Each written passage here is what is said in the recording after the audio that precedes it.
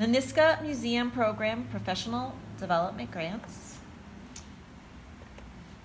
have been in existence for almost 20 years, and we have worked with different partners to offer this program. It gives an opportunity for museum staff, volunteers, board members, even per diem staff to attend professional development opportunities that might be workshops, conferences, to bring a consultant in. There's a range of opportunities you can use this modest amount of funds for.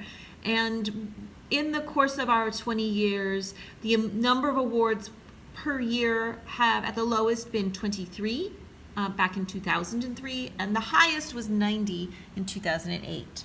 For the past 2 years, we, the Nysca Museum Program staff, myself and Fabiana Girinaldi, have been partnering with CNY Arts, an arts council in Syracuse, to offer these grants. And some statistics for you to see. For the past 2 years, we're really pleased that awards have been made in all 10 of the Regional Economic Development Council regions.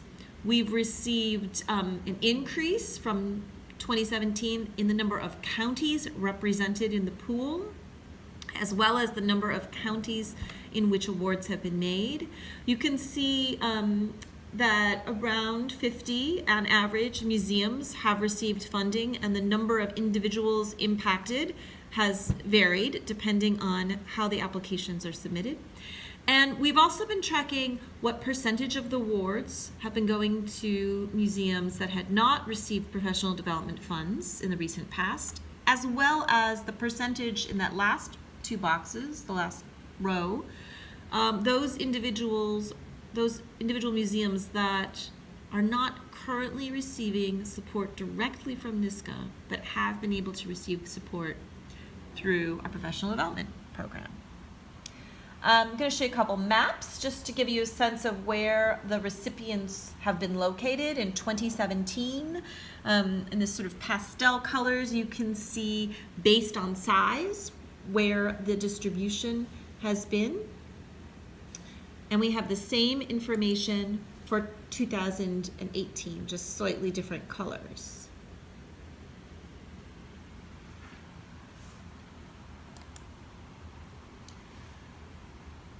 Because this is such a popular funding opportunity, we receive hundreds of applications, and as you could see on a previous slide, we are not able to support them all.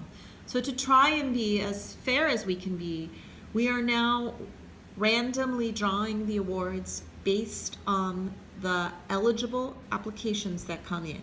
So how are you eligible? You're eligible if you are a nonprofit museum or a museum service organization located in New York State, but you cannot be applying from a unit of New York State government. The individuals from the museum or museum service organization are participating in an opportunity that will directly impact their roles and the museum or service organization itself. Your application is eligible if the opportunity does not include out-of-state travel or out-of-state lodging. It also actually can't include your food or beverages. The request must be a total of $500 or less. Organizations may apply for awards of up to $500. Some of you may be thinking, wait, wasn't it $750 last year? So although it is completely unscientific, we did talk to some folks who were recipients and those who were not.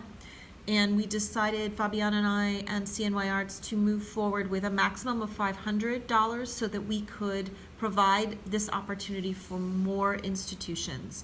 It's a push-pull of whether it's, whether you want larger awards or smaller awards, but this year we are attempting to reduce the maximum amount so that we can support more individuals and institutions in participating in this opportunity.